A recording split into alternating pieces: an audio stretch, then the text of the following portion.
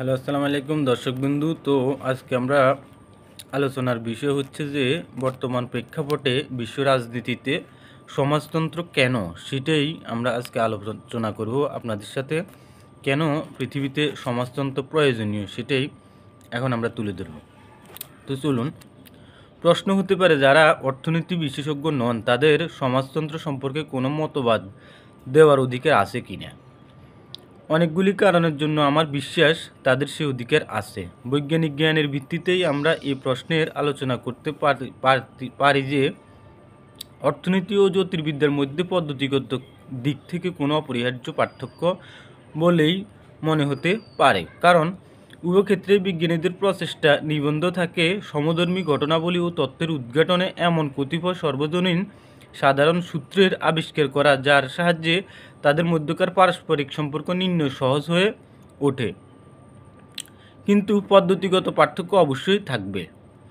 অর্থনীতির সার্বজনীন সূত্রগুলি সাধারণ যে ধরনের পরিবেশ থেকে আবিষ্কৃত তাতে বিভিন্ন বিষয়ের দ্বারা তা প্রভাবান্বিত হয়ে থাকে। বস্তুত অর্থনীতির সূত্রগুলির অন্য বিষয়ে নিরপেক্ষ মূল্যায়ন প্রায় অসম্ভব। এছাড়া তথাকথিত মানব সভ্যতার প্রথম থেকে এ যাবৎকাল পর্যন্ত যে দীর্ঘ অভিজ্ঞতা সঞ্চিত হয়েছে তা যেসব ঘটনা প্রবাহের দ্বারা প্রবাহিত ও নিয়ন্ত্রিত তার প্রধান উপাদান পরিপূর্ণভাবেই অর্থনৈতিক নয়।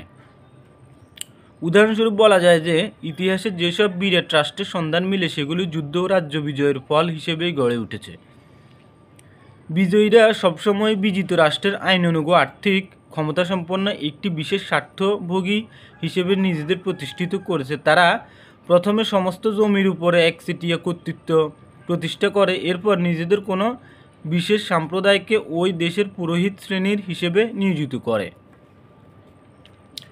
আর যেহেতু সেকেলে শিক্ষা ব্যবস্থা নিয়ন্ত্রণকারী ছিল পুরোহিত শ্রেণী, তাই তারা খুব সহজেই সামাজিক শ্রেণী বিভাগের সঙ্গে সঙ্গে সমাজের নিয়ন্ত্রণকারী মানবিক মূল্যবোধগুলির ধারণ এমনভাবে পরিবর্তন করেছে যার প্রভাবে সাধারণের অজ্ঞাতসারেই তা তাদের জীবনের নিয়ন্ত্রণকারী ভূমিকা গ্রহণ করতে পেরেছে। ইতিহাসের ঐতিহ্য মাত্র সেদিনকার ঘটনা। জীবন বিকাশের ধারায় মানুষের অগ্রগতিকে দেখতে গেলে বলা যায় যে থরস্টাইন ভ্যারেলেন যাকে লুণ্ঠন পর্ব মনে করেন মানুষের সত্যিকার অগ্রগতি তার চেয়ে বেশি নয়। আমাদের জানা অর্থনৈতিক উপাত্তসমূহ মূলত এই পাঠের সারাংশার মাত্র, আর সেজন্যই তা ভিন্নধর্মী বিকাশের ক্ষেত্রে প্রযোজ্য নয়। আর যেহেতু সমাজতন্ত্রের প্রকৃত উদ্দেশ্য হলো জীবন বিকাশের এই বিশেষ পর্বটিকে লুণ্ঠন পর্ব বা পুঁজিবাদ অতিক্রম করে অগ্রসর হওয়া, তাই চিরায়ত অর্থশাস্ত্র ভবিষ্যৎ সমাজতান্ত্রিক সমাজের ওপর সাম্যক আলোক সমাপেত সম্যক। দ্বিতীয়ত, সমাজতন্ত্রের একটি চূড়ান্ত সামাজিক ও নৈতিক উদ্দেশ্য রয়েছে। বিজ্ঞান কোনো চরম লক্ষ্যের সৃষ্টি করে না এবং মানুষের মনে সেরকম কোনো ধারণা সৃষ্টি করাও বিজ্ঞানের উদ্দেশ্য নয়। বিজ্ঞান কোনো লক্ষ্যে পৌঁছানোর উপকরণেই উপস্থিত করতে পারে। চূড়ান্ত সামাজিক লক্ষ্যগুলি যদি সত্যিকারভাবে সজীবতর বীজ বহন করে তাহলে তা ব্যক্তি মানুষের চিন্তায় সমৃদ্ধ হলেও সমাজের অগণিত সাধারণ মানুষের জীবনধারাকে সমৃদ্ধ করে এবং এই ধারা তা যুগ যুগ ধরে প্রবাহিত হতে থাকে এবং এই সাধারণ মানুষ জীবন প্রবাহ সম্পর্কে সচেতন না হয়েও ক্রমবিবর্তনের ধারায় গড়ে তোলে সমাজ কাঠামো। আর এজন্যই মানবিক সমস্যাগুলির বিচার বিজ্ঞান ও বিজ্ঞানসম্মত উপায়ের উপর গুরুত্ব আরোপ করার সময় যথেষ্ট সতর্ক থাকা প্রয়োজন এবং এ ধরনের চিন্তাকে কখনো প্রশ্রয় দেওয়া উচিত নয় যে সমাজ সংক্রান্ত চিন্তায় একমাত্র বিশেষজ্ঞরাই শেষ কথা বলার অধিকারী। অসংখ্য মানুষের মধ্যে আজ যে মতামত প্রকাশিত হচ্ছে তা হলো বিশ্বব্যাপী মানব সমাজ আজ একটা গভীর সংকটের মধ্যে পড়েছে, আর তাই সমাজের স্থবিরতার ভিত্তিকে প্রবল আঘাতে ভেঙে দিচ্ছে। এই সংকটের বৈশিষ্ট্য হলো সমাজের অভ্যন্তর সহ যেসব ছোট বড় গোষ্ঠীর সঙ্গে ব্যক্তি জড়িত সে সম্পর্কে সে উদাসীন অথবা বিরোধী ভাবাপন্ন। আর বক্তব্যের যৌক্তিকতা প্রমাণের জন্য আমি ব্যক্তিগত অভিজ্ঞতা থেকে একটা উদাহরণ দাখিল করতে পারি। একজন দ্বিশক্তিসম্পন্ন সদিচ্ছাপ্রবণ অতিথির সঙ্গে আমি সম্প্রতি আর একটা যুদ্ধের আশঙ্কা নিয়ে আলাপ করেছিলাম। আমার দৃঢ় বিশ্বাস আর একটা যুদ্ধ পৃথিবীতে মানুষের অস্তিত্ব বিলুপ্ত করবে। তাই স্বাভাবিকভাবেই আমি বলেছিলাম যে জাতীয় স্বার্থ চিন্তার ঊর্ধ্বে উঠেই কোনো সঙ্গ এই বিপর্যয়কে রোধ করতে পারে। আমার অতিথি শেষে অত্যন্ত শান্ত ও নিরুত্তাপ কণ্ঠে বলেন যে আপনি মানবজাতির বিলুপ্তির এত বিরোধী কেন? আমি এই ব্যাপারে নিশ্চিত যে মাত্র 100 বছর আগেও কেউ বোধ হয় এত স্বাভাবিকভাবে এ ধরনের মন্তব্য করতে পারতেন না। এ ধরনের কথা তারাই বলতে পারে যারা মানসিক ভারসাম্য অর্জনের জন্য চেষ্টা করে শুধু ব্যর্থই হয়নি, এ ব্যাপারে তাদের সফল হবার আর কোনো সম্ভাবনা নাই। এ ধরনের বক্তব্য বেদনাদায়ক মানসিক নিঃসঙ্গতার বহিঃপ্রকাশ মাত্র। ইদানিং এর প্রসার বেশ দ্রুত গতিতে ঘটে যাচ্ছে। এর কারণ কি? এ থেকে পরিত্রাণের উপায় বা কী?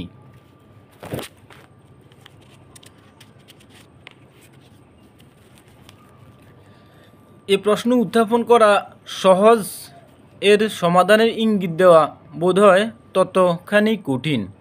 তবুও আমার ধারণা অনুযায়ী সমাধানের সূত্র সম্পর্কে আমি ইঙ্গিত দানের চেষ্টা করব। এ বিষয়ে আমি সম্পূর্ণ সচেতন যে আমাদের অনুভূতি ও কোনো কিছুর সফল হওয়ার চেষ্টা প্রায়শই দ্বন্দ্ব ভাবাপন্ন এবং অস্পষ্ট, আর সে জন্যই বোধহয় তাদেরকে সহজ সূত্র আকারে প্রকাশ করা সম্ভব হয়ে পড়ে। মানুষ একই সঙ্গে সমাজ সচেতন ও নিঃসঙ্গতার বোধের জন্যই মানুষ নিজ অস্তিত্ব রক্ষার প্রথমত যত্নশীল, তার দ্বিতীয়ত প্রচেষ্টা আপনজন, বিশেষ করে যাদের কেন্দ্র করে তার জীবনধারা বিকশিত তাদের জন্য।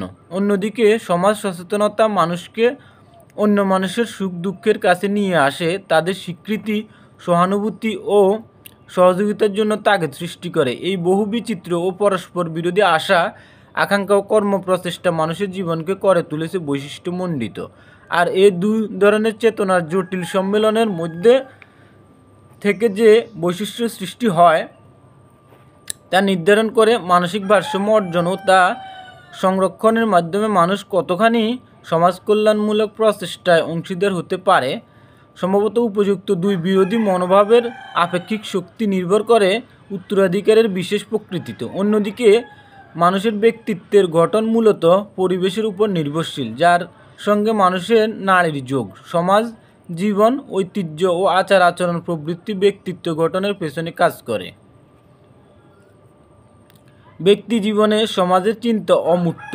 ব্যক্তির দৃষ্টিতে সমাজ সমকালের সীমানায় বাঁধা, অন্য মানুষের সঙ্গে প্রত্যক্ষ এবং পরোক্ষ সম্পর্কের ফল এবং অতীতের গর্ভে হারিয়ে যাওয়া মানুষের অস্পষ্ট স্মৃতির যোগফল। জীবজগতে একমাত্র মানুষই চিন্তা, অনুভূতি ও উদ্যম কাজ করার ক্ষমতার অধিকারী। তবুও ভাবগত আদান প্রদানের জন্য মানুষের সমাজ নির্ভরতা সবচেয়ে বেশি, আর এজন্যই সমাজ নিরপেক্ষ জীবন হিসেবে তাকে ভাবা অসম্ভব। বাঁচার জন্য আহার, পরার জন্য কাপড়, বাসগৃহ, কাজ করার হাতিয়ার, মুখের ভাষা, চিন্তার উপাদান সবই সমাজের দান। লক্ষ লক্ষ মানুষের শ্রমের ভিত্তির উপর যে ব্যক্তি জীবন প্রতিষ্ঠিত, তারই নাম সহজ কথায় সমাজ। সুতরাং এই কথা সুস্পষ্ট বোঝা যায় যে মানুষের সমাজ নির্ভরতা একটি অপরিহার্য প্রাকৃতিক নিয়মের ফল এবং এর বিনাশ অসম্ভব। প্রাণীদের মধ্যে পিপীলিকা ও মৌমাছিদের মধ্যে এ দিকটা লক্ষ্য করা যায়, কিন্তু একটা পার্থক্য আছে। পিপীলিকা, মৌমাছি প্রভৃতির জীবনধারায় মানুষের মতো উত্তরাধিকারীগত দিক থেকে পরিবর্তন দেখা যায় না। মানুষের সামাজিক জীবনধারা শুধুমাত্র বৈচিত্র্যময় নয়, পরিবর্তনশীল। স্মৃতিশক্তি নতুন নতুন জোট গড়ার মানুষের জীবন প্রবাহ এমন শক্তি জুগিয়েছে যা শুধু শারীরিক প্রয়োজন মেটানোর মধ্যেই সীমাবদ্ধ নয়। এ ধরনের বিকাশধারায় সার্থকতা দেখা যায় তার ঐতিহ্য, বৈজ্ঞানিক ও কারিগরি দক্ষতায়। তাই এটা বলা যায় যে ব্যক্তিত্বের প্রভাবে মানুষ জীবনধারাকে প্রভাবিত করতে পারে, আর এ ব্যাপারে তার সচেতন মন ও তীব্র বোধশক্তি প্রধান অবলম্বন। উত্তরাধিকার সূত্রে মানুষ যে জীব দেহ লাভ করে তা পূর্বনির্দিষ্ট ও অপরিবর্তনীয়, সেজন্যই তার আশা আকাঙ্ক্ষাও মানবিক বৈশিষ্ট্যমণ্ডিত। জীবনের অগ্রগতির সঙ্গে সঙ্গে যুক্ত হয় তার সাংস্কৃতিক জীবন। এ জীবন গড়ে ওঠে সমাজের সঙ্গে যুক্ত হয়ে ভাবের আদান প্রদান ও তৎসংক্রান্ত প্রভাবে। এই সাংস্কৃতিক জীবন নিত্য নির্ভরশীল। অন্যদিকে সাংস্কৃতিক জীবনের অস্তিত্বই ব্যক্তি ও সমাজের মধ্যে পারস্পরিক যোগাযোগের সেতুবন্ধন রচনা করে।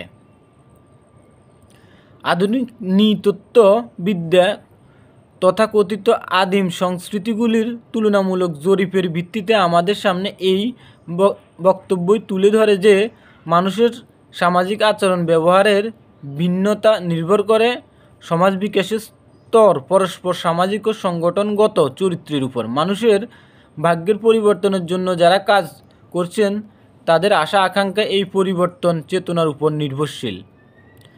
এই বিশেষ ধরনের জৈবিক আকৃতিসম্পন্ন বলেই মানুষ পরস্পর আত্মক্ষয়ী সংগ্রামের মধ্য দিয়ে ধ্বংসপ্রাপ্ত হবে এ ধারণা ভ্রান্ত এবং হীনমন্যতা প্রসূত। মানুষের জীবনকে সুখময় করে গড়ে তোলার জন্য সামাজিক ও সাংস্কৃতিক ভিত্তি ও দৃষ্টিভঙ্গি কী ধরনের হওয়া উচিত এ প্রশ্নের সীমারেখায় মনে রাখতে হবে যে আমাদের জীবনে এমন কিছু অবস্থা আছে যা অপরিবর্তনীয়, যেমন মানুষের জীবদেহ কোনো অবস্থাতেই পরিবর্তনশীল নয়। এছাড়াও কারিগরি দক্ষতা এবং বিশ্বব্যাপী জনসংখ্যার স্ফীতি গত কয়েক শতাব্দীতে যে অবস্থা সৃষ্টি করেছে তা পরিবর্তনশীল নয়। জনসংখ্যার স্ফীতি যেখানে তুলনামূলকভাবে বেশি, সেখানে বেঁচে থাকার জন্য জনগণকে ভোগ্যপণ্যের উৎপাদন, চূড়ান্ত শ্রম বিভাগ ও কেন্দ্র নিয়ন্ত্রিত উৎপাদন ব্যবস্থাকে অপরিহার্য বলে স্বীকার করে নিতে হবে। সুতরাং কোনো ব্যক্তি বা গোষ্ঠীর স্বয়ংসম্পূর্ণ জীবনযাত্রার আকাঙ্ক্ষা আজকের দিনে নিতান্তই কল্পনার জগৎ মাত্র। উৎপাদন ও উৎপাদিত দ্রব্যের ব্যবহারের মানুষ এখনও গোষ্ঠী জীবনের ধারায় চলছে, এটা অতিরঞ্জিত উক্তির পর্যায়ভুক্ত। বক্ষমান আলোচনা বর্তমানে যে পর্যায়ে এসেছে তাতে আমি সমকালের সংকট বলতে কি মনে করি তা ব্যক্ত করা যেতে পারে। ব্যক্তি ও সমাজের পারস্পরিক সম্পর্কের মধ্যে এর তুলনামূলক অনুসন্ধানেও সমাজ নির্ভরতা সম্পর্কে মানুষের এখন আগের চেয়ে অনেক বেশি সচেতন, কিন্তু এই সচেতন অনুভূতিকে সামগ্রিক জীবনের রক্ষাকবচ বলে ব্যক্তি মানুষ মনে করতে পারছে না, কারণ তার ব্যক্তি মানুষ হিসেবে পাওয়া অধিকার এবং অর্থনৈতিক অস্তিত্বের মধ্যে একটা দ্বন্দ্বের সম্পর্ক বিদ্যমান রয়েছে। এছাড়াও সমাজের বিরাটত্বের ফলে ব্যক্তিক অনিবার্য একাকিত্বের যে প্রবণতা রয়েছে তা ব্যক্তির সমাজ সচেতনতার প্রতি অনীহা প্রকাশ করে। তা দুর্বল সামাজিক অনুভূতির প্রতিরোধ শক্তিকেও দুর্বল করে দিচ্ছে। সামাজিক চেতনা এই ক্ষীয়মানতা সমাজের সকল শ্রেণীর মানুষের মনেই সংক্রমিত হচ্ছে। আত্মকেন্দ্রিকতার সূক্ষ্মজালে মানুষ নিজেরই অজ্ঞাতেই এমনভাবে জড়িয়ে পড়ে যে একাকিত্বের চেতনার তীব্রতা ও নিরাপত্তার অভাব তার মনে শিকড় গেড়ে বসে। এভাবেই মানুষ তার সহজ সরল জীবন ও তার আনন্দ থেকে বঞ্চিত হয়। শুধু সমাজের সঙ্গে গভীরভাবে যুক্ত হয়ে মানুষ তার বিধ্বস্ত জীবনের অর্থ উপলব্ধি করতে পারে। বর্তমানকালের ধনবাদী সমাজ ব্যবস্থা যে অর্থনৈতিক নৈরাজ্য প্রকটভাবে বিদ্যমান, আমি মনে করি মানুষের দুঃখ দুর্দশা সেটাই প্রধান কারণ। সমাজের উৎপাদনকারী সম্প্রদায় নিজেদের মধ্যেই একে অন্যকে তাদের যৌথ শ্রমের ন্যায্য মূল্য থেকে বঞ্চিত করার জন্য নিয়ত প্রচেষ্টায় রত। তাদের এই প্রচেষ্টা শক্তি নয়, বরং সুপ্রতিষ্ঠিত শাসন ব্যবস্থা প্রচলিত আইনত সহায়তা করছে। প্রসঙ্গত, সর্বত্র যে সমাজের সামগ্রিক উৎপাদন ক্ষমতা বা উৎপাদনের সমস্ত উপকরণ ব্যক্তি মালিকানা হিসেবে সমাজের গুটি কতক লোকে কুক্ষিগত। বর্তমান আলোচনার পরিচালিত অর্থে শ্রমিক কথাটা ব্যবহার করিনি। আলোচনার সুবিধার্থে শ্রমিক বলতে আমি সেই মেহনতি মানুষকে বোঝাতে চেয়েছি যাদের উৎপাদনের উপকরণের কোনো মালিকানা নেই। উৎপাদনের উপকরণের মালিকানা শ্রমিককে শ্রমশক্তি ক্রয় করতে পারে। এই সমস্ত উপকরণের সাহায্যে শ্রমিক যে নতুন নতুন দ্রব্য উৎপাদন করে তার মালিকানা বর্তায় মূলধনীদের উপর। এ ব্যবস্থায় গুরুত্বপূর্ণ প্রশ্নটি হলো প্রকৃত মূল্যের নিরিখে শ্রমিকের শ্রমের মূল্য নিরূপণ ও তার উৎপাদন ও মজুরি লাভের পারস্পরিক সম্পর্ক। এবং যেহেতু শ্রমের বাজারে শ্রমিকের কর্মসংস্থানের ব্যাপারে একটা অনিশ্চয়তা বিদ্যমান, সেহেতু শ্রমিক মালিক সম্পর্কে কোনো প্রকার ভারসাম্য আশা করা যায় না, আর এজন্য শ্রমিকের শ্রমের মূল্য কখনোই প্রকৃত মূল্যের নিরিখে নির্ধারিত হয় না। শ্রমিকের সংখ্যাধিক্য হেতু যে কোনো মূল্যে শ্রমশক্তি বিক্রয়ে ইচ্ছুক শ্রমিকদের নিজেদের মধ্যে যে প্রতিযোগিতা চলে তার দ্বারাই শ্রমিকের মজুরি নির্ধারিত হয়। বিশেষভাবে স্মরণযোগ্য যে তত্ত্বগত অবিচ্ছিন্ন সম্পর্কের ভিত্তিতে আজ আর তুল্য বিবেচনার বিষয় হিসেবে গণ্য হয় না।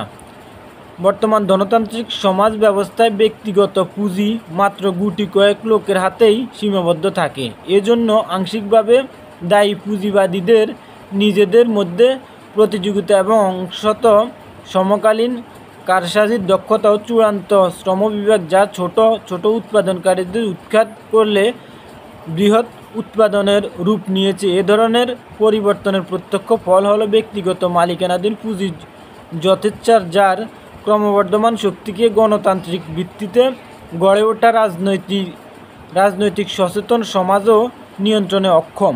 এ কথার সত্যতা অবশ্যই স্বীকার্য, কারণ পুঁজিবাদীদের সাহায্যপুষ্ট রাজনৈতিক দলগুলি ব্যবস্থাপক সভার সদস্যপদের জন্য এমনভাবে সদস্য মনোনীত করে যাতে নির্বাচক মণ্ডলী ও ওই সভার মধ্যে যোগাযোগ স্থগিত না হয়।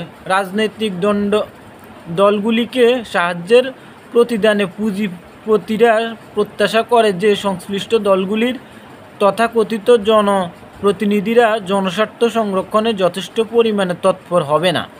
এছাড়াও ব্যক্তিগত মালিকানা সংবাদ সরবরাহ সংস্থা, সংবাদপত্র, রেডিও, টেলিভিশন প্রভৃতিকে প্রত্যক্ষ ও পরোক্ষভাবে নিয়ন্ত্রণ করে, আর তাই নাগরিকবৃন্দ কোনো সামাজিক সমস্যা সম্পর্কে প্রত্যক্ষভাবে বাস্তব সিদ্ধান্ত গ্রহণ করতে পারে না এবং তাদের রাজনৈতিক অধিকারের পরিপূর্ণ ব্যবহারেও এই অবস্থা সম্ভব নয়। ব্যক্তিগত মালিকানা নির্ভর অর্থনৈতিক ব্যবস্থার দুটি প্রধান বৈশিষ্ট্য লক্ষ্য করা যায়। ক, উৎপাদনের উপকরণ বা মূলধন সম্পূর্ণভাবে ব্যক্তির অধিকার এবং তার যথেষ্ট ব্যবহার সম্পূর্ণভাবে সংশ্লিষ্ট ব্যক্তির ইচ্ছাধীন। খ, শ্রমিকের দর কষাকষির সুযোগের অস্বীকৃতি। অবশ্যই বিশুদ্ধ পুঁজিবাদী সমাজ ব্যবস্থা বলে কোনো কিছুর অস্তিত্ব বর্তমানে আর নেই। শ্রমিকরা দীর্ঘদিন ধরে তীব্র রাজনৈতিক সংগ্রামের মধ্য দিয়ে বাধ্যবাধকতাহীন শ্রমের বাজারেও কয়েক শ্রেণীর শ্রমিকের জন্য কিছুটা উন্নত ধরনের মজুরি আদায় করতে সমর্থন হয়েছে, কিন্তু সামগ্রিকভাবে দেখলে বর্তমান অর্থনৈতিক ব্যবস্থাকে নির্ভেজাল পুঁজিবাদী সমাজ ব্যবস্থা ছাড়া আর কিছুই বলা চলে না। এ ধরনের সমাজ ব্যবস্থা উপাদানের মূল লক্ষ্য হলো মুনাফা অর্জন। জনসাধারণের অভাব মেটানোর কোনো প্রচেষ্টা এতে নেই। সমাজ এমন ব্যবস্থা করতে অক্ষম যার ফলে জনসংখ্যার কর্মক্ষম ও কর্মেচ্ছুক ব্যক্তিদের কর্মসংস্থানের ব্যবস্থাকারী সম্ভব হয়। বরং দেখা গেছে সবসময়ই কর্মক্ষম লোকদের একটা বিরাট অংশ স্থায়ী বেকারীয় অবস্থায় থাকতে বাধ্য হচ্ছে। কর্মরত শ্রমিক এরকম একটা আশঙ্কার মধ্যে থাকে যে কোনো দিন তার কাজের মেয়াদ শেষ হয়ে যেতে পারে এবং এই স্থায়ী বেকার বাহিনী ও কর্মরত শ্রমিকের মজুরি নিম্নহার দুই সমাজের যথেষ্ট ক্রয় ক্ষমতার অভাব বজায় রাখে। এর ফলে ব্যাপক উৎপাদনের জন্য আবশ্যক চাহিদার সৃষ্টি হয় না। তাই পুঁজিপতিরা মুনাফা অর্জনের স্বাভাবিক নিয়ম অনুযায়ী ভোগ্যবস্তুর উৎপাদন করে থাকে। ফলে ভোগ্যবস্তুর ক্রমবর্ধমান উচ্চ মূল্যের চাপে ক্রেতা সাধারণের জীবন দুর্দশাগ্রস্ত হয়ে পড়ে। অন্যপক্ষে কারিগরি বিদ্যার দ্রুত উন্নতি, শিল্পক্ষেত্রে যন্ত্রের অধিক ব্যবহারের মাধ্যমে শ্রমিকের কাজের পরিমাণ কমিয়ে আনে। এতে বেকার সংখ্যা আরও বৃদ্ধি পায়। পুঁজিপতিদের নিজেদের মধ্যে প্রতিযোগিতার মনোভাবের সঙ্গে যুক্ত হয় মুনাফা অর্জনের আগ্রহ। পুঁজি সঞ্চয় ও বিনিয়োগ ব্যবস্থা অনিবার্য সংকট, যার দরুন অর্থনৈতিক মন্দা তীব্র থেকে তীব্রতর আকার ধারণ করে। এই নিদারুণ অসম প্রতিযোগিতার আবর্তে একদিকে শ্রমশক্তির হয় বিপুল অপচয়, অন্যদিকে ব্যক্তি ও মানুষের সামাজিক চেতনার পঙ্গুত্ব প্রাপ্তি ঘটে।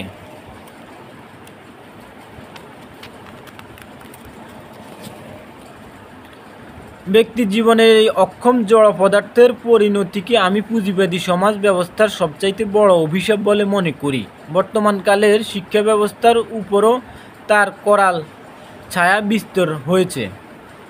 ছাত্র সমাজের মনে এমন একটি বৃত্তি আয়ত্ত করার আগ্রহের প্রশ্রয় দেওয়া হচ্ছে, যার একমাত্র লক্ষ্য হলো অর্থকারী বিদ্যার বন্দনা করে ভবিষ্যতের সুখ স্বপ্ন গড়ে তোলা। আমি সুনিশ্চিতভাবে মনে করি যে বর্তমানের এই অভিশপ্ত জীবন দর্শনের কবল থেকে মুক্তি একমাত্র আসতে পারে সমাজতান্ত্রিক সমাজ ব্যবস্থার প্রতিষ্ঠায়।